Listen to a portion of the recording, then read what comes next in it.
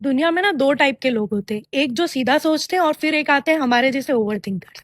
हमारा ना रियलिटी से ज़्यादा इमेजिनेशन पे विश्वास होता है कि यार इमेजिनेशन में जो बोला हो रहा है ना वो सही है। क्योंकि हमारा सबसे बड़ा दुश्मन हमारा ब्रेन ही है। तो हमारा दिमाग बोलता है ना कि तुम्हारी लाइफ में सब कुछ सीधा नहीं है, भले रियलिटी में कुछ भी गड़बड़ नहीं हो रही होगी।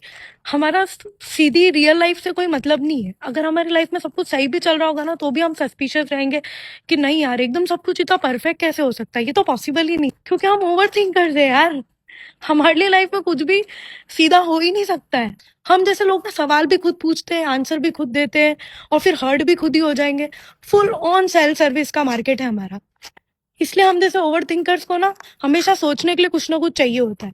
भले लाइफ में ड्रामा नहीं होगा ना तो हम क्रिएट कर देंगे। मेन मोटिव यही रहता है कि हमेशा सोचने के लिए, ओवर थिंकिंग करने के लिए कुछ ना कुछ हमारे पास होना चाहिए, और नहीं होता है तो हम लोग खुद ढूंढ लेते हैं।